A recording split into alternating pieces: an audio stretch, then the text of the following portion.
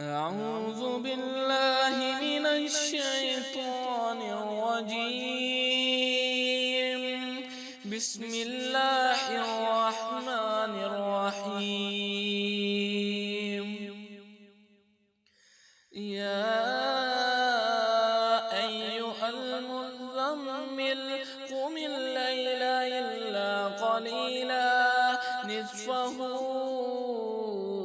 أو انقص منه قليلا أو زد عليه ورتل القرآن ترتيلا إنا سنلقي عليك قولا ثقيلا إن ناشئة الليل هي أشد وطئا وأقوم قيلا إن لك في النهار سبحا طويلا واذكر اسم ربك وتبتل إليه تبتيلا رب المشرق والمغرب لا إله إلا هو فاتخذه وكيلا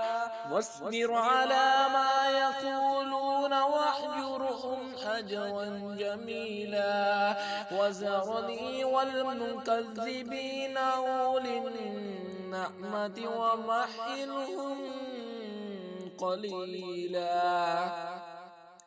إن لدينا أنكالا وجحيما وطعاما ذا غصة وعذابا أليما يوم ترجف الأرض والجبال وكانت الجبال كثيبا مهيلا إنا أرسلنا إليكم رسولا شاهدا عليكم كما أرسلنا إلى فرعون رسولا فعصى فرعون الرسول فأخذناه أخذا وبيلا فكيف تتقون إن كفرتم يوما يجعل البلدان شيبا السماء منفطر به كان وعده مفعولا إن هذه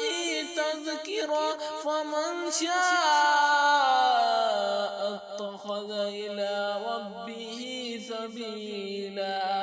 إن ربك يعلم أنك تقوم أدنى من ثلثي الليل ونصفه وثلثه وطائفة من الذين معك والله يقدر الليل والنهار علم أن لا تحصوه فتاب عليكم فاقرؤوا ما تيسر من القرآن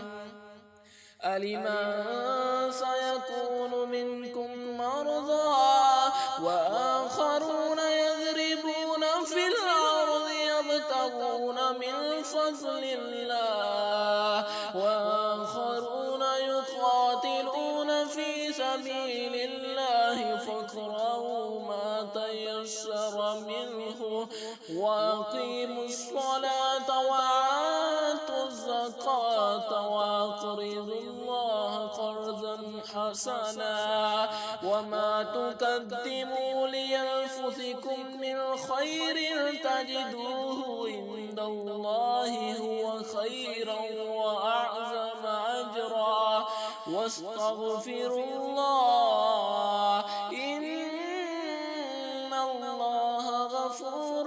رحيم صدق الله